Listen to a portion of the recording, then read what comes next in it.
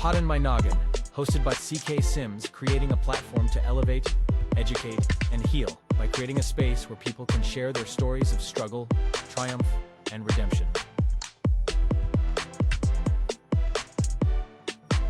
CKS Media.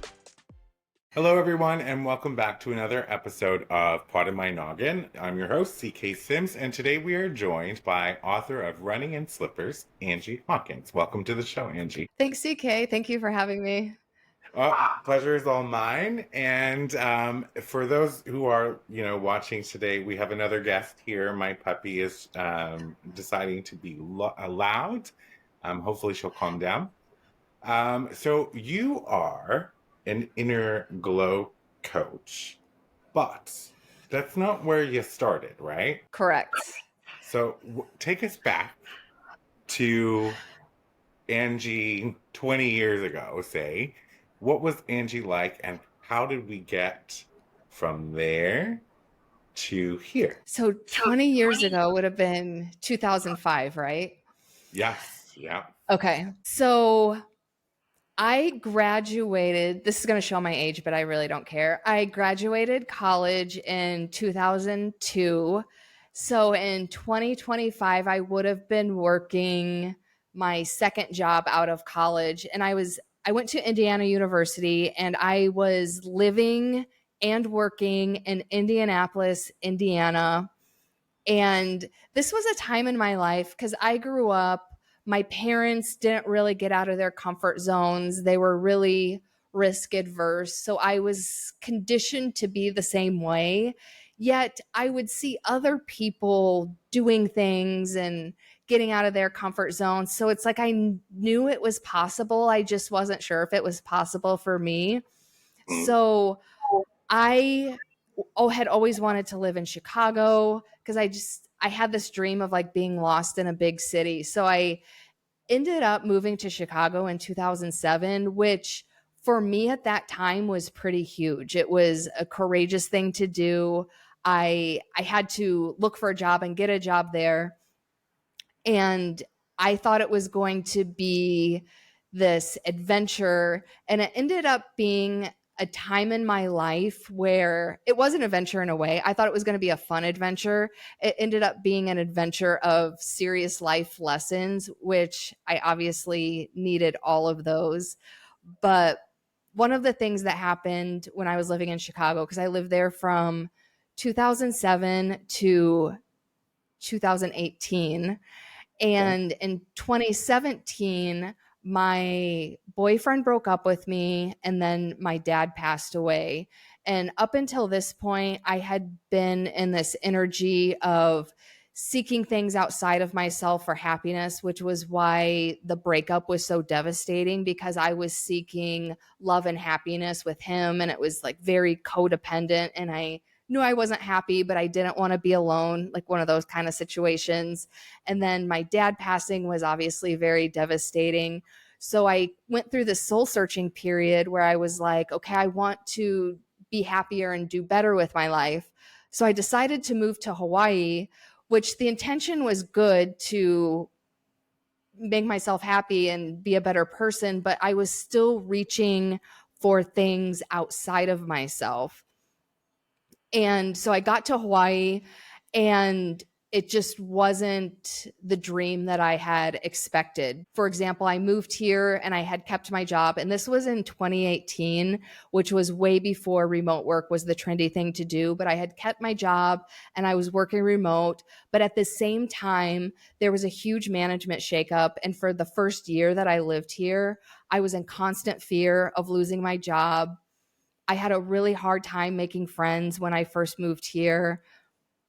I bought a condo right away to prove that I was all in and committed to the move. My brand new condo flooded about a month after I bought it because a shared pipe in the building backflowed into my bathroom when I wasn't home. So my entire condo flooded. There's a whole string of events. Like my grandma died. So for like 2.5 years after living here, it was just one thing after another. And I was still in this mindset of reaching for things outside of myself. And all of these things outside of myself were basically just falling apart. And then COVID happened, which was so restrictive and isolating. So that wasn't great for my mental health. However, COVID was how I learned how to surf because everything was closed except the state didn't have jurisdiction over the ocean. So the ocean was open. And so I had taken a surfing lesson the summer before and I was confident, even though with businesses being closed, I was like, okay, I'm sure he'll give me lessons, on the down low during COVID. And he did. And then that relationship turned romantic and it ended up being based on a lie and he betrayed me. And I had just reached a point because again, this was like 3 years of life just handing me shit. And I thought things were finally getting better and then they weren't. And I could not take it anymore. So I intentionally overdosed on my anxiety medication because I just didn't even want to be alive anymore. But surviving that is how I started on my growth journey in earnest. And long story short, that's how I ended up where I am now. Well, long story short, but there's so many things to unpack in there, right? Like if you think about it, like one of the things, the themes that you're talking about resonates a lot with me with trying to find external validation and happiness as if it lives outside of us, and what that hunt does to a person, right? Because it usually stems from having some sort of disruptive childhood or where your voice wasn't sort of heard as a childhood, that sort of thing. So like that resonates with me. And what's like, I lived that life for 35 years, right? And then in 2017, which is a correlation here. Oh, interesting. I Yeah. had my event with trying to take my life, which I also failed, thank God. And then things started to shift because I put the work in. Like, Yes. just something completely different than I've ever tried before. And I can honestly say, for the most part now, I think when you live a life of seeking validation outside, externally, or seeking happiness externally, even when you heal, there's still some of it, like some residue that's left behind where there's Yes. still that like yearn for it. But I could say that, and we're going to talk about this now, is that until you get a taste of finding internal validation, like you've never experienced anything like it, really. Like it's just because it's not based on somebody else, right? Yeah. And that's what's so powerful about it, though, and why you can kind of get a high off of it. Absolutely, absolutely. And it's just so you Chicago sounds fun. I've never been, but I'm going to wait a few years It's great. to and Hawaii, which is one thing that also resonates, is one of my like bucket list places to go and spend some time, and like actually get like to meet the locals, and which I know they're not usually super friendly towards people from outside, but I want to Correct. understand their Hawaii, right? Like that's how I look at it. It's what is your Hawaii? Show me your culture and that sort of thing. But yeah, I just to be on the beach and that sort of thing. But to go to Hawaii on your own and then have a flood take out your condo, essentially, like what even happens in that situation? Like I had a total, well, it's funny because it wasn't funny.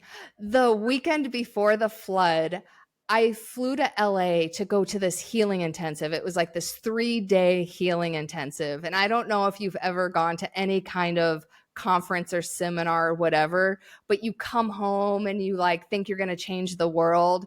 So I'm like riding on the high of this healing seminar, like, yeah, I like cured all my inner child issues, because that was the whole theme. Like we had to find our deepest wound, which mine was the belief that I didn't deserve to be loved.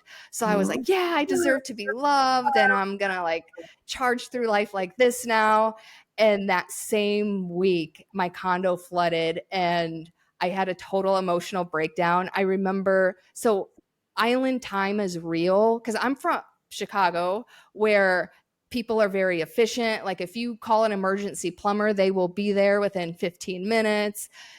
This is not Chicago. Like I was calling all the emergency plumbers I could. They were like, "Oh yeah, we'll be there tomorrow." Blah blah blah. And I was like, "No, that doesn't work for me." So I finally called this plumber. She was like, "Yeah, we can send someone out right away. I just need to get some information from you." She was asking like every little thing, and I lost it. I totally went off on her. I was like, "All you need is my fucking address." Blah, blah. Like I just went off the rails, and she like almost hung off on me. And I was like, "Okay, I need to calm down because this is the only person available to come right now." And then I had an emotional breakdown on the floor because our building manager, he was like across the island. So he was like, "Yeah, I can be there in like an hour with a to get the dry vac or whatever." And I'm like, "It's flooded right now. It's ruining my stuff." And I had just moved here. So I didn't have any like, because now I have a collection of like older scrappy towels. At that time, I had the bare minimum. So I had my normal, I had like 2 bath towels that I was like actively using. And I had to use those to clean up the flood, and it wasn't even enough. So yeah, I had a total emotional breakdown. It was bad. I mean, like, that sounds completely reasonable to me. Uh, Thank you know, you. to me, I'm putting myself in the same situation, right? Just bought a condo. I'm in a brand new place, which is very isolating on its own. Yes, beautiful, absolutely, but like isolating if you've moved there by yourself, and you are back from your retreat where you're feeling super empowered and ready to like take life and just make it your bitch, essentially, and then you have a flood. And so I think to myself, like, I think I too would have had an emotional breakdown, especially if, when you go from, like you said, when you live in an urban area, you call someone and they're there within like 30 minutes, a couple There's a hours. sense of Max. urgency. Yeah, Yeah. there's a sense of urgency, right? And what's interesting is that a few weeks back, I woke up and could smell smoke in the air in my house. But I live in a city, Montreal, so I just assumed there was some street stuff being done somewhere that I could smell. And no, it was actually the socket I'm looking at right directly across from me right now was melting. Oh my And God. so we called the plumber, not the plumber, the plumber didn't do anything. And like, I think they were here within like an hour and a half max because I said, my first response was I flipped the power to that circuit, so Hmm. whatever's happening is off. So like the emergency wasn't emergent, if you will. But So they we were still there quickly. Yeah. they were very quickly, and in that process, they discovered that there was other units melting in the house. So I needed Oh my God. complete rework throughout the house. But yeah, so as a single person in a situation like that, who wouldn't break down? Because Especially if that would have been stressful in any situation, let alone, yeah, I was alone, didn't know anybody, brand new, all of the stuff. and everything piled on top of it as well, right? Like leading up Yeah, because to, then stuff kept happening. And yeah, so it's like I never really had a chance. Because when shit happens, you need a minute to recover, right? yeah. But I just felt like there was that 2.5 year time period. It was just like one thing after another. I had no break. And I consider myself a strong and resilient person, but there's really only so much a human being can handle, you know? I always call that stacking, right? No, I like it when it's the other way around and you get the stacking of the blessings, if you will. But I Yeah. totally understand what you're talking about too. Like to be in that state where it just seems like you can't catch a break, and if the Yeah. second you feel like you could take a breath, something happens and weighs down again on top of your already massive load that you're bearing. So that that resonates with me. So you still live in Hawaii now, Yes. which jealous. Because I bet it's absolutely beautiful there. But so you went through the pandemic, you made an attempt on your life, which you failed. Thank you for being. I don't know what it was, but you got to stick around to carry out the rest of your story. Um, And then you decided, like, what was that actual turning point? Like, what was the train of thought that brought you to that? I want to say write about this or do something different. So what happened was, so I overdosed. I took an entire bottle of, I think it's called clonazepam. I feel like I always pronounce it wrong. That's correct. And so I was unconscious in my shower for a day and a half. Somehow I managed to text a friend and she picked me up and took me to the hospital where I spent another day and a half. So I was basically out of commission for 3 days. So when I got out of the hospital, I turned on my phone and some people had been texting me. And one of my friends was especially concerned because I wasn't responding to her text. And I actually was she was having this workshop and I was supposed to be there and I wasn't. So her texts were kind of frantic, like, are you okay? And I didn't want to talk to anybody. So I was like, and keep in mind, so when I got released from the hospital, I was still high as shit. Of course. They like should not have released me, but I was in the psych ward and I was basically like begging them to let me go because it was so horrible. Clonopin alone, even a small dose, has a 30-hour half-life. So Yeah, so and just for anyone listening, these pills are so strong. I would usually take a half pill and it would knock me out for 8 hours. I took 32 entire pills. And so I get out of the hospital, I'm high as shit. So in my mind, I'm like, okay, she's worried about me. I'm just going to call her and play it cool and pretend like something came up or whatever. But not only am I high, I'm also like still in the middle of an emotional breakdown because the issues I was having before did not go away. They were worse. And then on top of that, I was high. But in my mind, somehow I was like, oh, I'm just going to play it cool and call her and pretend like everything's okay. So as you can imagine, that didn't happen. I called her and I like broke down crying. I told her the entire story of what happened.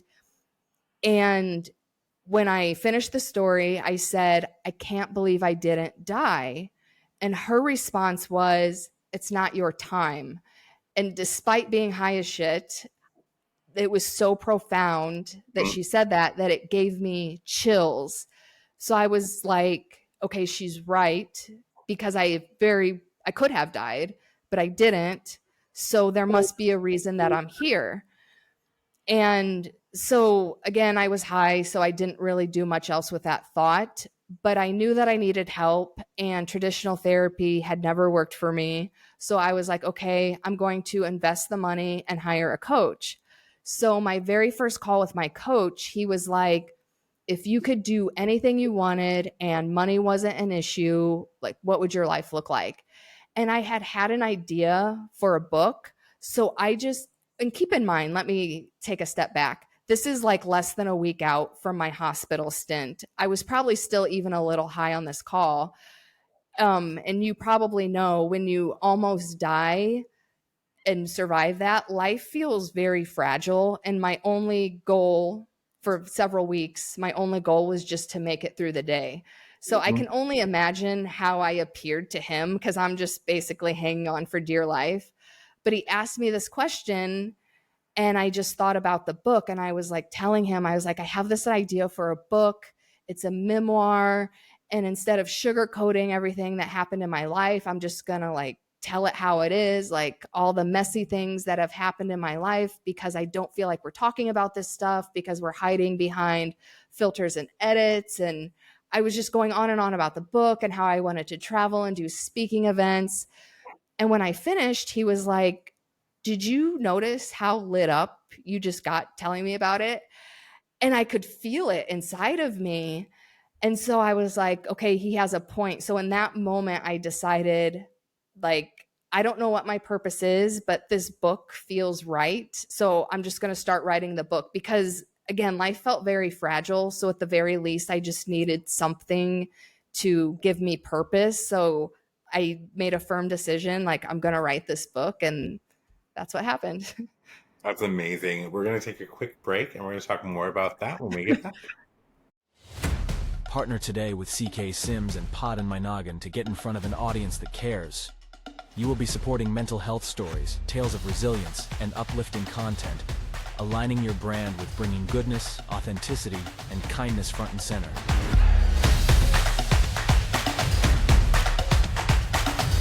This spot could be yours. Do you have a story of struggle and resilience? One that you want to share with others and possibly help someone through their own struggles? Find the link in the show description and fill out the guest form today.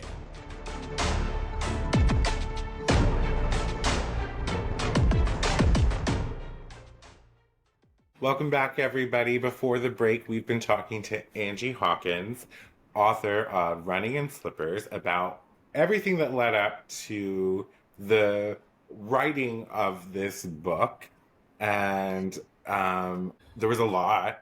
And I really loved what you said about how we need to talk about this more without like the filters and the edits, and just sort of be very like brutally honest and outspoken about all of it. I love that. It resonates with me because I'm the same way. Like, we just need to talk about it, and you don't have to sugarcoat anything. Just like when people talk about, one of the things for me is like when people talk about healing, always let them know that healing is the best thing you can ever do in your life.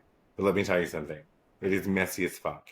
And sometimes you're going to feel like worse when you're healing than you did before you even decided to try and start healing. But when you get to the other side and you start seeing glimpses of what life can be like healed, it makes it all worth it. So tell us about the book. So the book, it covers a 5-year period of my life that was a total train wreck. And I did touch on some of it. My dad died. I moved here. It wasn't what I thought it was going to be. It just takes you through all of that. And then it does talk a little bit of the aftermath. I am working on a second book that shows you the other side of healing, because I go to in a lot of dark places and running in slippers. And I know that's not for everyone. And I don't get into too much of, because now I feel like I'm thriving. So I just want to show people what it's like. Like, if you've hit rock bottom or you've been in a dark place, healing is possible. I'm not going to sugarcoat it either. It's not easy, especially if you're starting from rock bottom, which is another reason I tell my story, because if you are going down that path, you can stop yourself now. Please don't be like me or you, because it's harder to pull yourself out of rock bottom, but it is possible. Yeah, exactly. Harder, but not impossible. I would love it. I mean, you have to name your book what you want to name it. I would love it if you name your book, your next one, Lounging in Slippers. Because now you're healed and thriving. Oh, yeah. Right? Like, now you're lounging in slippers. Pick up my feet. Yes. So the book gets dark because you talk about your stuff very authentically and that sort of thing. You know, and you said that that's not for everybody, or some people don't like that or that sort of thing. But, you know, that's a part of the problem, right? The greater problem is the discomfort they feel when they think about being in the dark. You had mentioned also you moved to Hawaii and it didn't turn out anything like you thought it would be. And I feel like that's such a on point thing that happens to individuals who live seeking happiness and validation externally. We have this image or expectation of what things are going to be because that's what we need. But rarely does life look that way or turn out that way. Yeah, just to be clear, I take accountability for that, because I was putting the pressure on that being the thing to make me happy. Whereas if I was already happy and glowing inside of myself, yeah, the flood still would have been stressful. All these other things would have been stressful, but they wouldn't have been so debilitating like they were, because I was so attached to the outcome of living there, being responsible for my happiness. Absolutely. And I love that. I love that sort of transparency and that authenticity where you say, like, that's my accountability. But I think that was mine too for so long. Yeah. And there still exists that, right? Like, I live in Montreal now.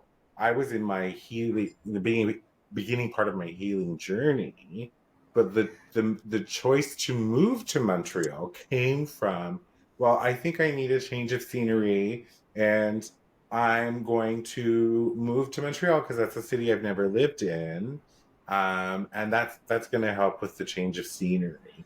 So, but there were expectations, right? Yeah. And my first 2 months in Montreal was not very wonderful.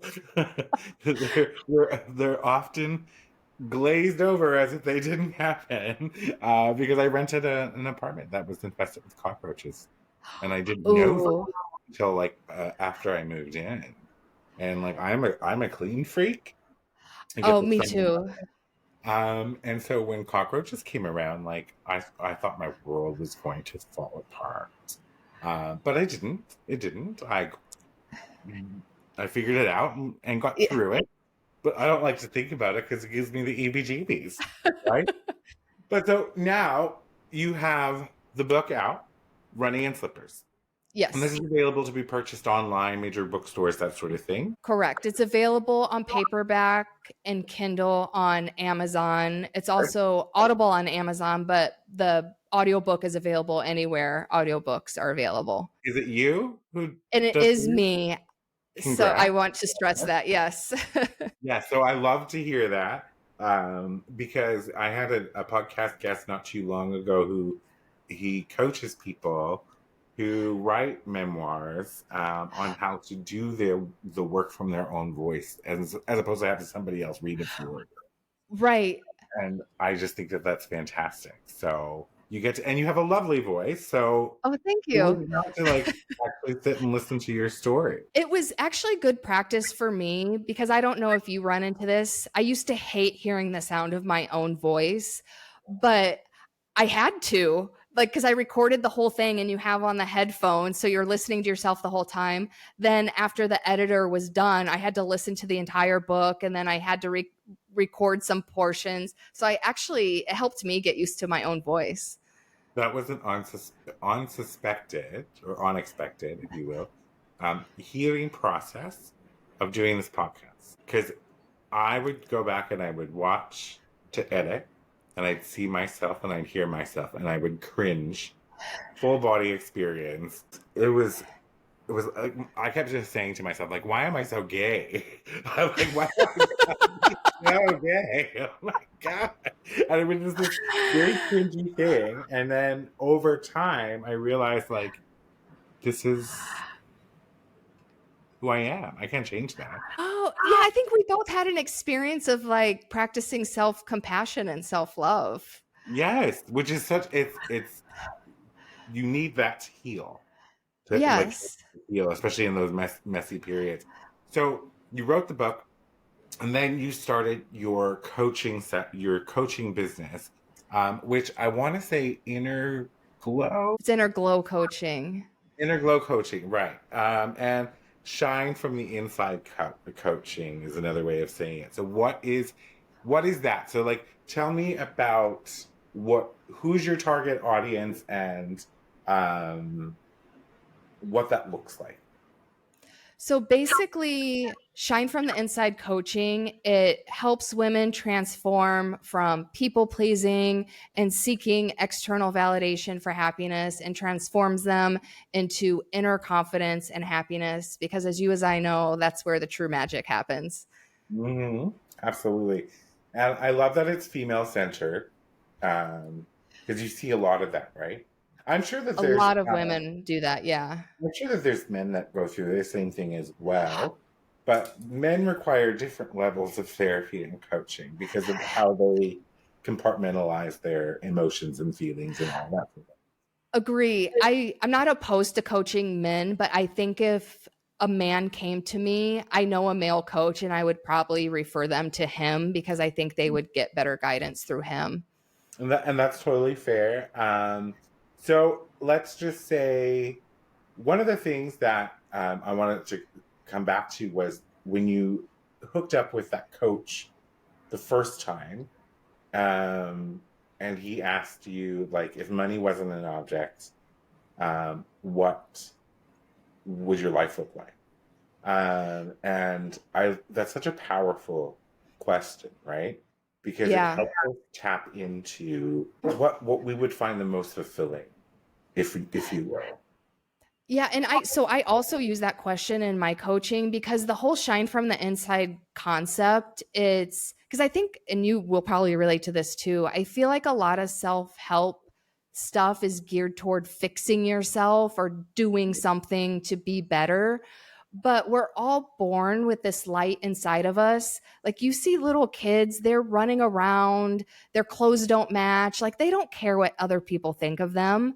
But as we go about life, society or our family or whoever starts dimming our light, and then we start acting in a certain way with our lights dim to please society or whatever else outside of us. So the whole shine from the inside concept is to like light yourself up and then inspire people around you to be the light for other people. Like it's this exponential effect. But yeah, I feel like we get so disconnected from the things that lit us up from when we were little. So for example, I used to love writing when I was little.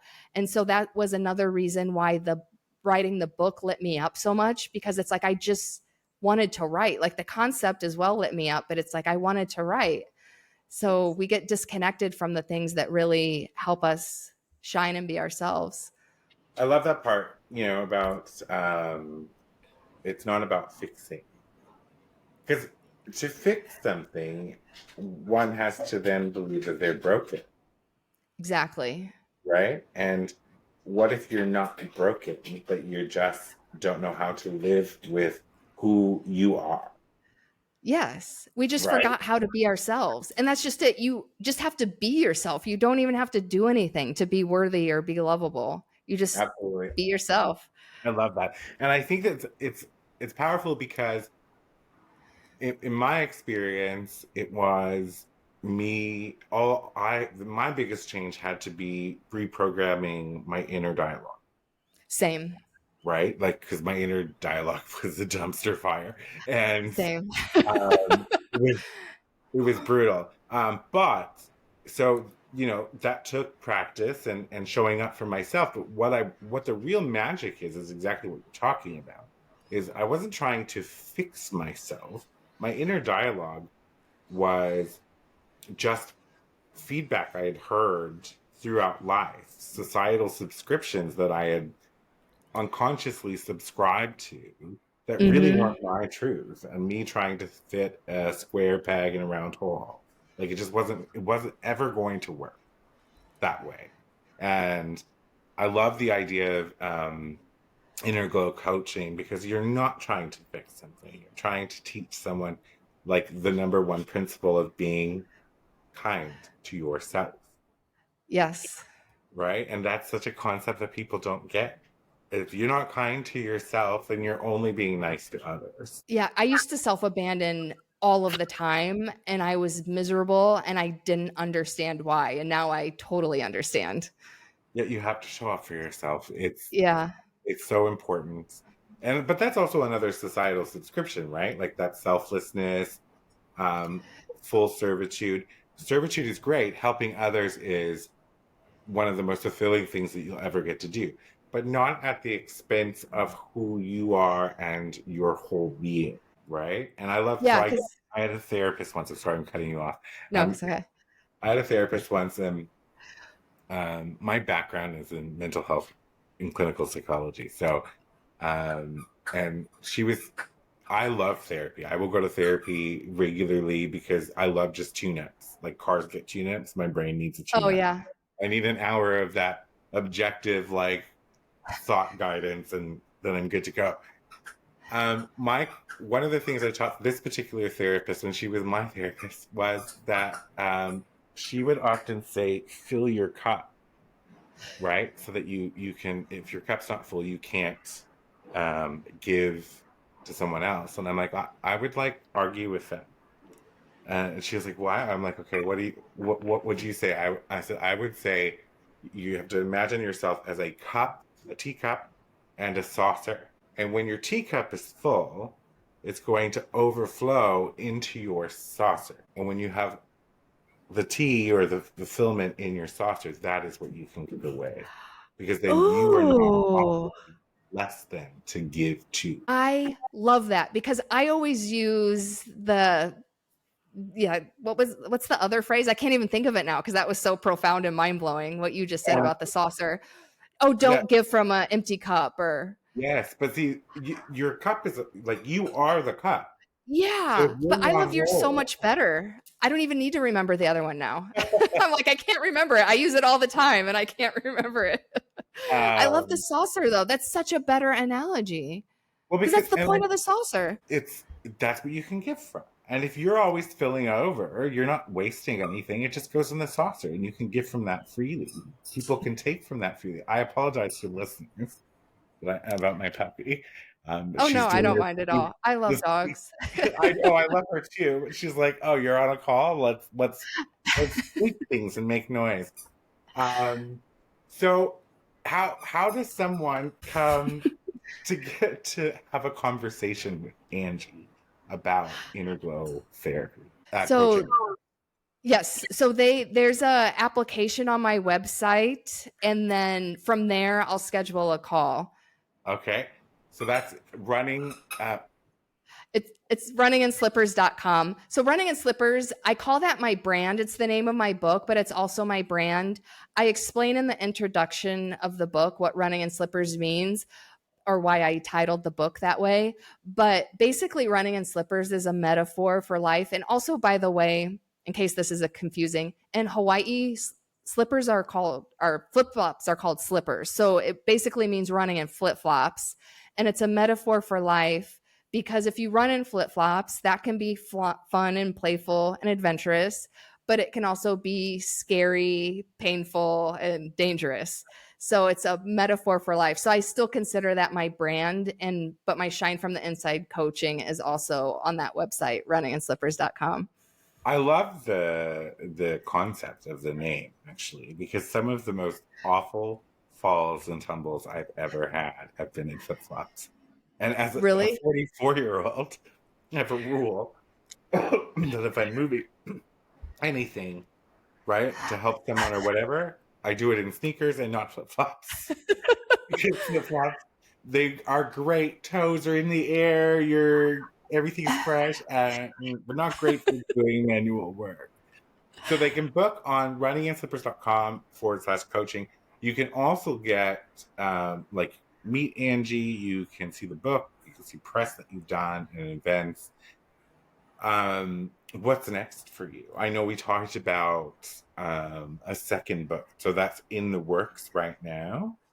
Yes, a second book is in the works. I'm also hoping to do more speaking events, whether they be because up to date, I've only done local events and living in Hawaii, that's like very isolated. So I hope to reach more people either virtually or in person. So I am trying to expand in that way as well. And also, I want to mention I do offer free calls for new clients.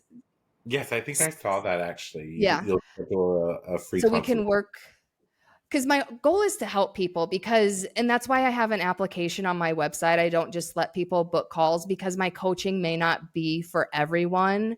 But if Shine for the Inside coaching isn't for you, I know other coaches or I have other resources that I can point you in. So I'm happy to help in however I can, even if it's not directly through my coaching.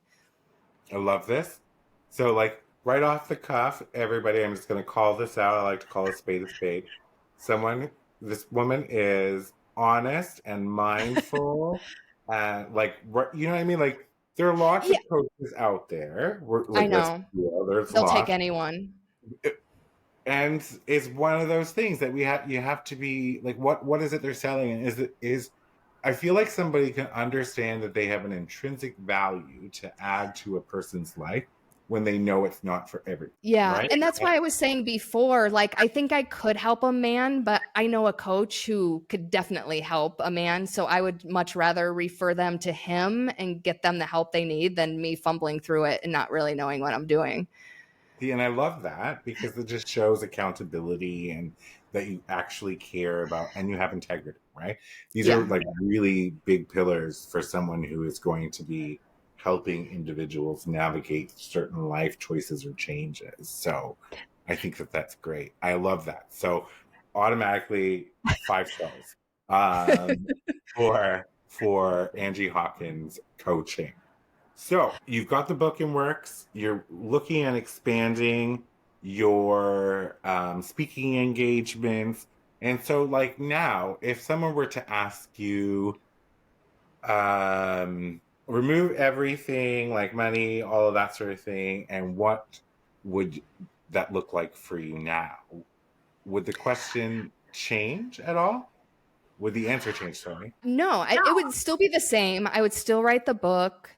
And actually, if money wasn't an issue, I would go all in on traveling and doing speaking engagements because I have a whole bucket list of places I want to travel. So I would somehow secure speaking engagements there or secure a speaking engagement nearby so I can still hit that place. But I would just do a world tour speaking and meeting people because my end goal with running in slippers, and this is what I was telling my coach, I want to go around the world and have like basically these speaking engagements would be safe spaces because again the whole book is to be unfiltered. Like I don't care what your Instagram looks like with all the filters and edits, this is a place to actually talk about real life. So these speaking engagements would be a safe place for people to have those kind of conversations, and I'm there to initiate it, but I don't necessarily need to stay in that location and keep it going long term. It's just to bring these like-minded people together and they can continue that community forever and ever as long as they want to. So it's basically like to have this global community of love tribes that's a safe space to be yourself. That's my end goal. What? I think you're gonna have that. I hope so. I think because I think you lit up again, right? So Yeah, see. right? And I think that it may not look like private jets and whatever to get places, but or 5-star hotels all the time. But I Yeah. feel like that aspiration's going to come to you and it's going to happen. I feel like you're already on your path to making that for yourself. So I do too. Like I feel it in my soul. So I don't know when, I don't know where, but it will happen. and this is a really interesting thing too. I'm being mindful of time, but if I were to be asked that question, because I thought about it when you brought it up, and I Yeah. was like, if money wasn't an issue, Let's hear what your would I answer. do? So money wasn't an issue. I would do this 5 days a week, and I would have a full-time podcast, and I would get to connect with wonderful people like yourself who tell their stories and grow the show and reach people and change lives and all of those things. So, and what's interesting to me is that, as you said, in my soul, like in here, I know it's going to happen, but I don't know when. And I'm not one of those super patient people. Having a Same. puppy taught me about patience. And this is the second season of we've recorded 87. This is our 89th, I believe, our 89th episode that we've recorded. I've recorded. And so like we're getting close to that 100 mark, which is like a little mini celebration as well.